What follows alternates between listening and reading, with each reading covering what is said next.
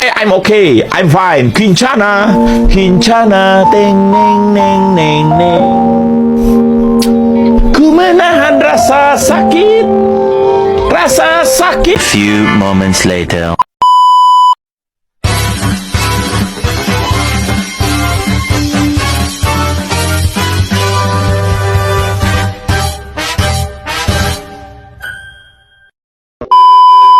Assalamualaikum warahmatullahi wabarakatuh. Perkenalkan, nama saya Sibudiarti. Saya dari kelas P02 dengan NIM 23030100062. Sebelumnya terima kasih kepada Pak Dodi Irawan yang telah menonton video saya dan juga teman-teman semua yang telah menyempatkan waktunya untuk menonton video saya. Di kesempatan kali ini, saya membuat video untuk memenuhi nilai UAS saya di mata kuliah teori dan sejarah sastra. Pada kesempatan kali ini juga saya akan menjelaskan 10 pengertian teori sastra yang telah saya pelajari dan juga contoh-contohnya. Lalu yang pertama itu ada teori formalisme. Teori ini adalah teori sastra yang berfokus pada kajian instruksi karya sastra. Teori ini memandangkan karya sastra sebagai sebuah sistem yang berdiri sendiri, terlepas dari konteks sosial dan psikologi pengarang. Contohnya yaitu analisis tema, plot, tokoh, latar, dan gaya bahasa dalam sebuah novel. Lalu yang kedua adalah strukturalisme. Pengertian dari teori sastra ini adalah yang berfokus pada kajian struktur karya sastra. Teori ini memandang karya sastra sebagai sebuah sistem yang berdiri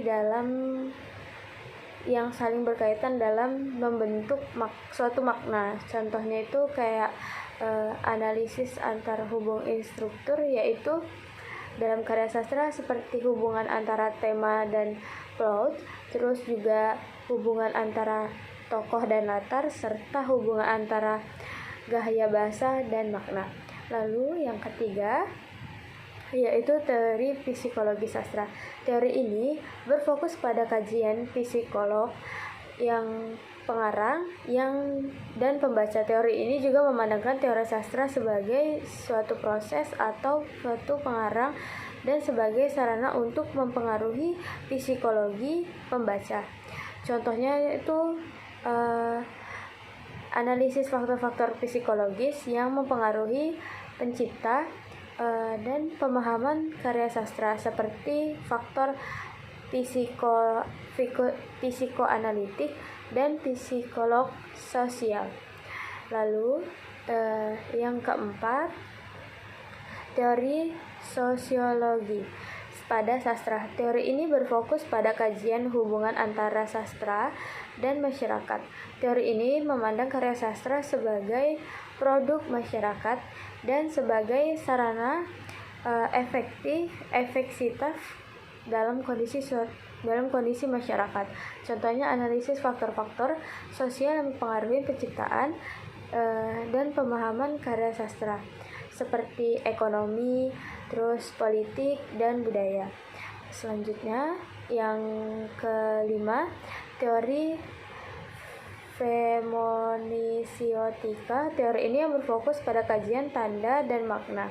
Teori ini memandang karya sastra sebagai sebuah sistem tanda yang memiliki makna. Contohnya, kalimat yang tertera dalam karya sastra seperti tanda verbal, tanda non-verbal, dan tanda budaya. Selanjutnya yaitu teori feminisme. Teori ini berkajian atau berfokus tentang perspektif gender. Jadi teori ini memandang karya sastra sebagaimana sarana untuk mengeksplorasi pengalaman dan suara perempuan. Atau teori ini juga membahas tentang tidak membeda-bedakan antara gender perempuan dan laki-laki. Contohnya di dalam karya ini seperti perempuan yang mempunyai sifat tangguh, kuat, dan intelektual dan berani. Selanjutnya yaitu teori postmodernisme. Teori ini memperfokus pada kajian karya sastra yang bersifat postmodern. Teori ini menggunakan karya sastra postmodern sebagai karya sastra yang menolak atau mendeskonstruksi tradisi sastra modern. Contohnya, unsur-unsur modern dalam karya sastra seperti kolase dan iron. Guys, jadi video tadi ke-cut karena memori HP ku udah penuh. Jadi